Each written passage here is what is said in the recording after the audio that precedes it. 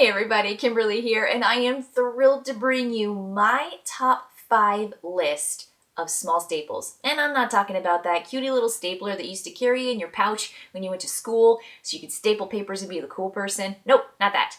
I am talking about games that are about 30 minutes long. They are still board games. I have a special list coming out for my staple card games.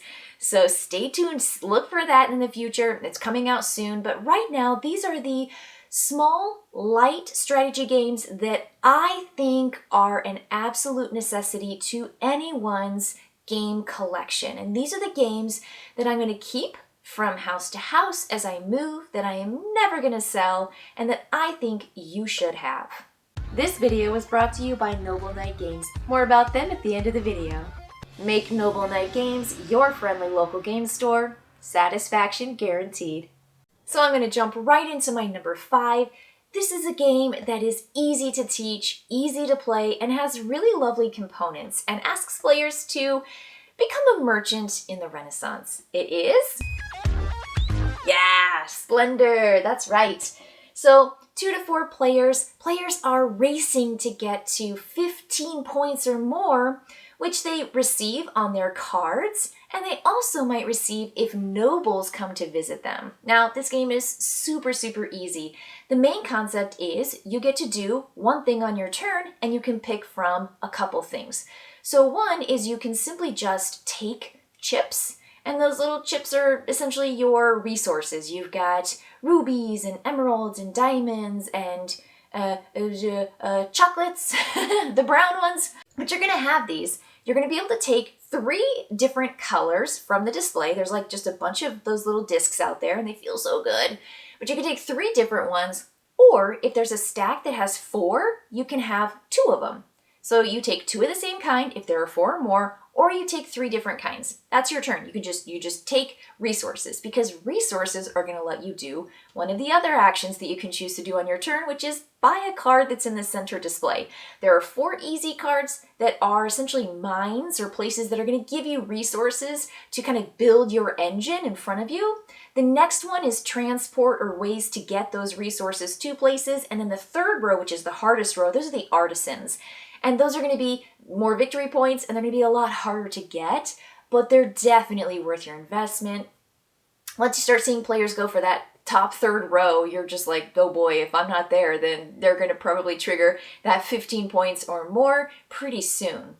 But that's going to be it too. You can just pay the resources that are listed on the card from your collection of resource discs. Now, once you start getting cards in your area, you can start using those resources on your card as permanent resources. I always call them permanent when I'm teaching it, and temporary are the discs that you get from the general supply, which are limited. If players are hoarding particular colors, you can't get them. But guess what? You can do one of the 4th actions on your turn, which is take a card from the center, which there are 12 of, 4, 4, and 4 in row 1, 2, and 3. And you also get to take a gold disc. And a gold disc is a wild of your choosing when you want to play it. So there is a way to get a wild if someone's kind of, hoarding up all the rubies. But you also get to take a card and say, I'm putting this in my personal area, and no one can buy it out from underneath me, because if it's in the central display, it's at risk of other players nabbing up before it becomes your turn again. So those are the 4 different things you can choose to do on your turn. Take resources in 2 different ways, or take a card and reserve it with 1 gold, or you can take a card and just buy it and add it to your collection, paying the necessary resources. You can never have more than 10, and nobles will come to join you when you have the cards of the matching resource type, not the little temporary discs. It has to be the permanent resource. Super easy, super fun, super replayable. Splendor is just a classic staple in my house. All right, we're moving on to number 4. And I have to say, this game really surprised me and continues to surprise me to this day because it is abstract. It has a very light theme, but lovely components, much like Splendor. Has those lovely heavy discs. I love the resources in Splendor. They feel so good. This game has these little tiles that clink and clank and feel oh so good. It is Azul! That's right! Ah, it's upside down!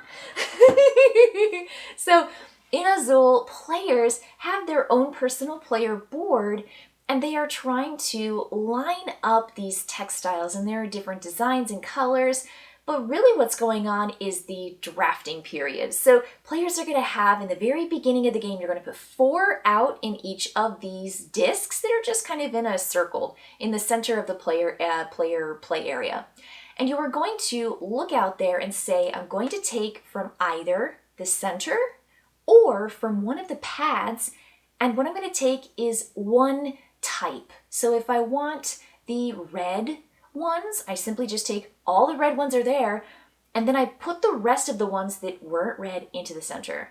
And if I'm taking from the center, I take all the red ones, leave everything else, and if I'm the first one to do so, I'll take the first player marker so that next time I will be the first player to go in the next round. And then you take these discs, however many of these little squares that you have, you are then going to put them into your player area in your 1, your 2, your 3, your 4, or your 5 space. And what you're trying to do is fill up that particular row with the requisite number. And when you do, at the end of that round, you will take one of those and move it in that same exact row, putting the other remaining into the box lid or into a trash space that you get to use when you revive the bag draw. Whenever there's nothing left in the bag, you just put all the ones that are in the box lid back in there. But you're moving one over, and you essentially want to make sure that it's in the right location. Now, if you play on the easy side or the suggested side, which I highly encourage you to, especially the first time you play, it kind of gives you some parameters and reminds you where you are going to have like your colors, because there are 5 different types, and if you don't arrange it well enough, you're not going to get the 5 different ones and the 5 different ones going columns and going rows. If you're doing the blank side, which again is advanced play, you just have to kind of keep track of where you are with your particular types. So that's it though. You are simply going to be drawing these squares, your little textiles. You're going to draw them out and then put them in those particular locations. And only one type can be in the 1, 2, 3, 4, or 5. And only at the end of the round do you check to see if it's filled. And so you might have some remaining squares that are left over into the next round that you need to fill up before you can take it out and move it on. So there's a lot of issues about timing.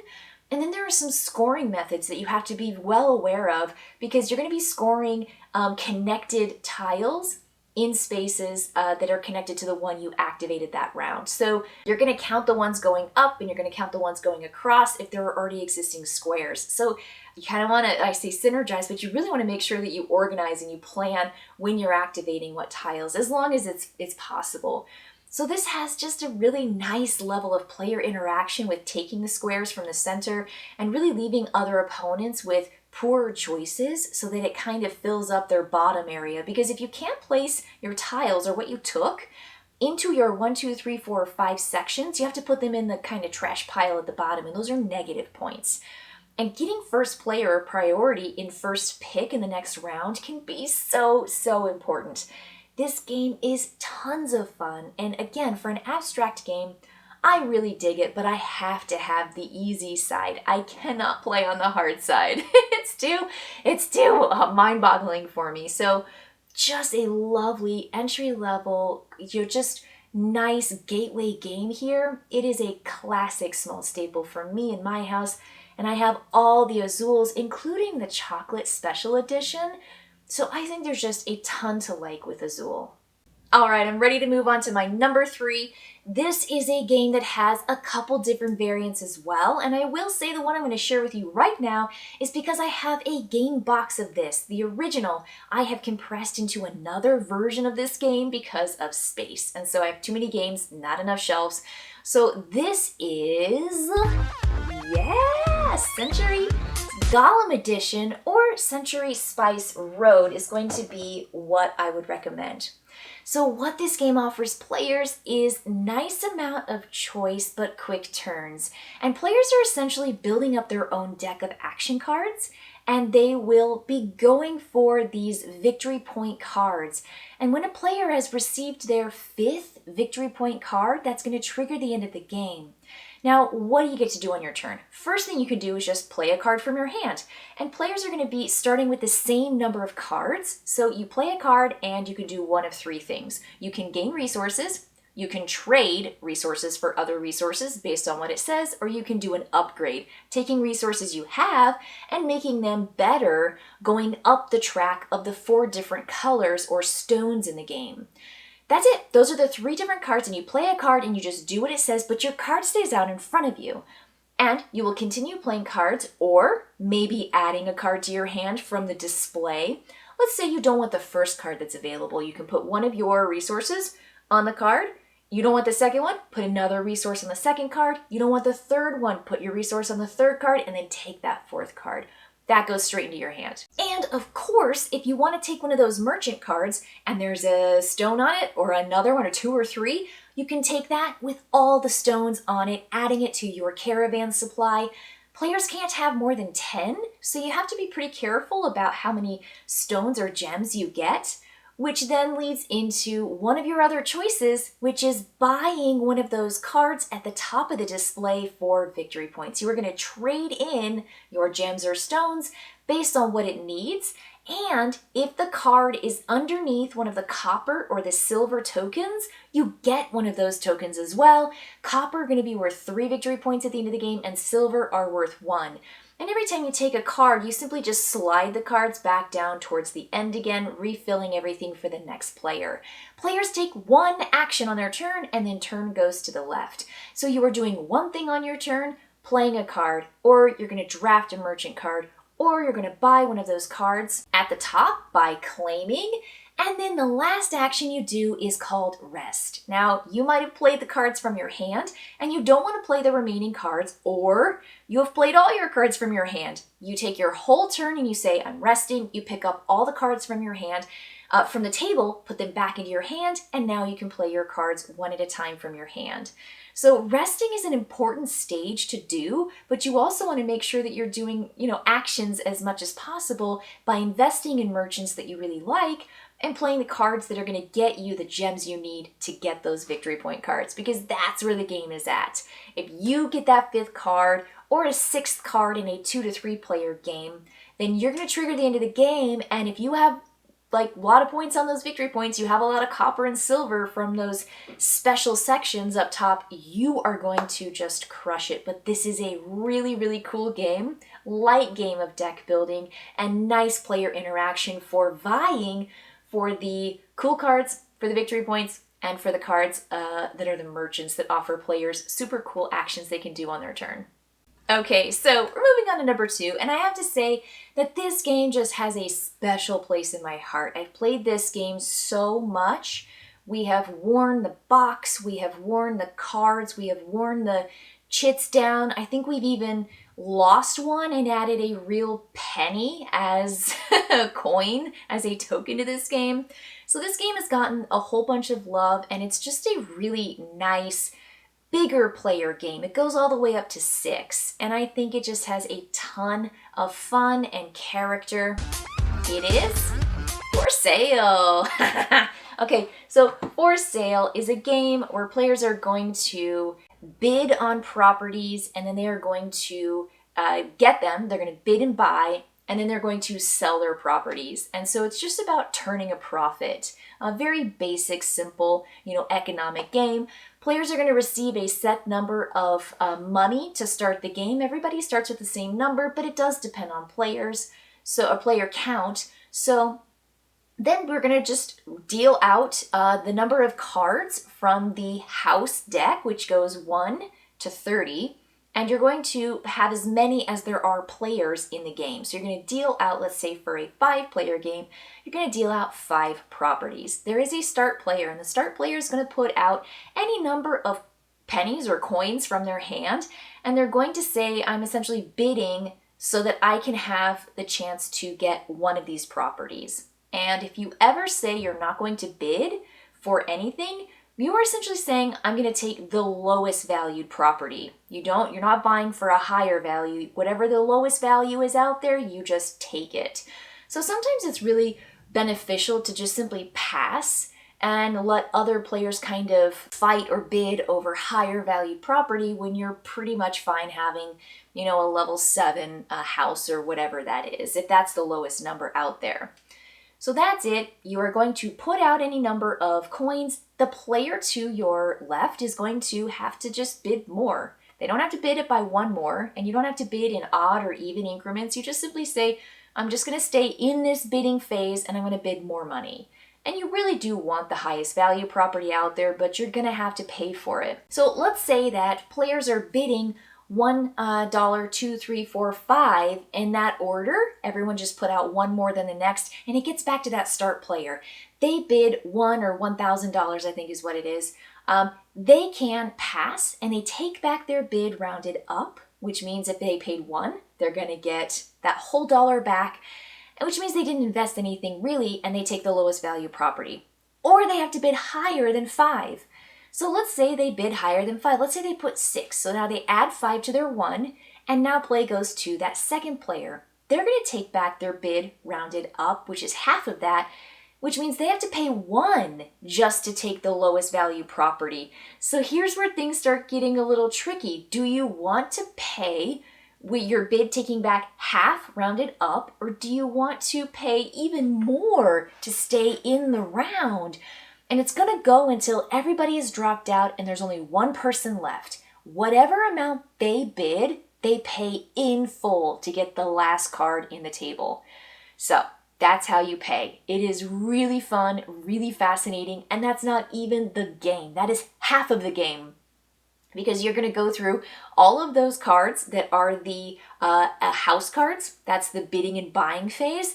Then we're going to clear. Everyone's going to have maybe some coins left from their bidding phase, but they're also going to have their cards from the houses they got, and they're going to keep them secret. Then there's going to be the selling phase. There are going to be checks that are laid out in the middle of the table, just like we had the houses. It's going to be a number of checks for the number of players. Everyone's going to take one of their house cards, simultaneously put it down, and when everyone has one ready to go, you reveal your houses. The lowest number house gets the cheapest check. They sold their house for the lowest amount. And then the next number up gets the next highest check. The next number up gets the highest house bid gets the highest check. And you just simply do these simultaneous selection and then reveal for selling your homes. And whoever has the most $1,000 at the end of the game, which is in checks and in any remaining money from the first phase, is going to win the game. It's a really fun, delightful game of trying to outthink your opponents and, of course, flip the most houses for the best, return on your investment. Really, really fun. Okay, and that brings me to my number one game for small staples. This is the game that you should have, that you should pack, and that you should share. It's so versatile, and again, it takes less than 30 minutes to play. It is a beautiful game and uses a really, really cool mechanic. One of my favorites. It is Floriferous. Yes, it is Floriferous. This game is 1 to 4 and has a beautiful display of all these different kinds of flowers, arrangements, and sculptures that are in a grid for your 4 players or your 3 players or your 2 players. You always have a number of rows available for everybody in the game. Now, you're going to start off in pecking order, kind of like King Domino's style, where one player is going to be the first to bid, but they look at the very first column of choices, and they can pick a flower card or they can pick a desire card that's at the very bottom. But if you go all the way to the bottom, which is a victory point scoring card, you're going to be last to pick in the next round, because then you're going to move all your pawns over and everyone's going to be in a different order selection, possibly. And you're trying to get flowers that have all these different kinds of colors and styles, like you have different types of flowers, because there are also these bounty options that you're racing for in particular rounds, because there are 3 rounds here. Players are going to walk their way through one whole board. That's going to be 1 round, and you're going to look, did I achieve any of the bounty requirements? There's going to be some that are laid out at the top of the board, and if you have those flowers in your open personal display, then you're going to achieve those for victory points. Then you're going to reset, deal out new flower cards. Some cards are face up, some cards are face down, and some have stones on them. So if you have stones, you might be in the running for the most stones at the end of the game for victory points. And if they're face down and you take that card, it is a mystery. You are essentially taking a risky card because you're not sure what it is and you're not sure if it's going to help you with your game plan. Because you do need to get some of those desire cards so that you actually have some scoring for victory points. This is tons of fun. It's beautiful. I love that there are different kinds of cards you get in the garden area. They're not just flowers, but they also have bugs on them. So you're looking for bugs, you're looking for flower types, you're looking for flower colors, you're looking for maybe a variety, maybe you want a bunch of one type, but you're also looking at sculptures that might give you victory points based on how many different sculptures you get or different arrangements. They have flower arrangement cards. It's just a clean, clever, fast game, and it's beautiful. I love the artwork here, and I love this grid as you move through turn by turn, where players are not always going to be in the same turn order to start each particular turn. It's really, really cool. And with 3 rounds, you'd think this game takes quite a while to walk through. Nope, it doesn't. Players just make their turn. Turns are really fast, and everyone's keeping their own kind of score area, their cards in their own player area, so they know what they're doing. Again, just a nice, clean, easy game that I love sharing with people. And I have to say, this is the newest of all the 5 games in my top 5 staples, and for it to be a staple so soon after being released, I think is a testament to its strength and to its just cleverness. I think Floriferous is a beautiful game. So top to bottom, pretty wise, but also mechanics wise, just a really clean game. So that is going to top my top 5 staples for small games or those light games that take 30 minutes or less to play. You gotta check out, coming up soon, my top 5 staples for card games. These are going to be my personal favorite card games. These are games that I absolutely can't get enough of, but they're card versions, which means A, they're more compact, but they are just cards. All right, folks, that's going to be it for me this time. I will see you later. Bye. Here at Noble Knight Games, we've been carefully growing the world's largest selection of board games, role-playing games and dice, war games, miniatures and paints, card games, and more, going on 25 years now. Our rustic castle contains more game and hobby goodness than you can shake a stick at, complete with careful packaging and the finest customer service the land can provide. You can buy, sell, trade from anywhere in the world, just like nature intended. Noble Knight Games.